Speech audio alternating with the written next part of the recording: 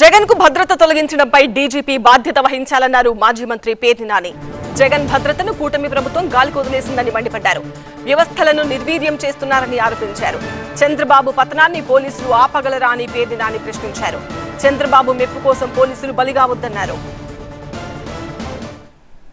నేను అడుగుతున్నాను, జగన్మోహన్ రెడ్డి గారి పర్యటనలో భద్రత ఏమాత్రం మాకు బాధ్యత లేదన్న రీతిలో వ్యవహరిస్తున్నటువంటి ఈ పోలీసు వ్యవస్థలో ఉన్నటువంటి పెద్ద కుర్చీ కోసం మీరు పాకులాడి చంద్రబాబు నాయుడు దగ్గర తొత్తులుగా మారితే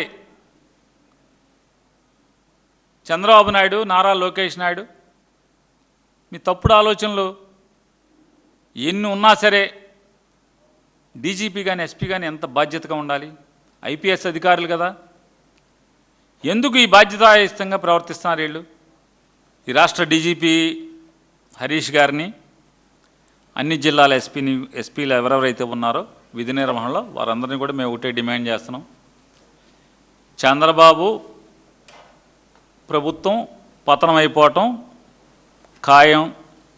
ప్రజలు కోరుకుంటున్నారు, ప్రజలు నిర్ణయించారు.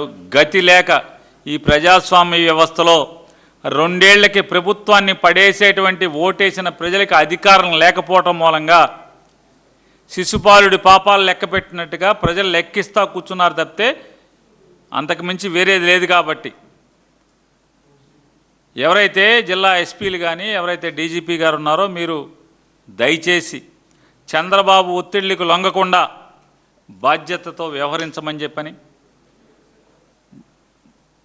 పోలీసు విధి నిర్వహణని గతంలో ఎలా అయితే పోలీసులు ఇన్నేళ్లు పనిచేశారో నిష్పక్షపాతంగా విధి నిర్వహణకి బాధ్యత తీసుకోమని చెప్పని, బాధ్యత వహించమని చెప్పని, విధి నిర్వహణని లేదా ప్రజల యొక్క శ్రేయస్సు కోరి, ప్రజల మేలు కోరి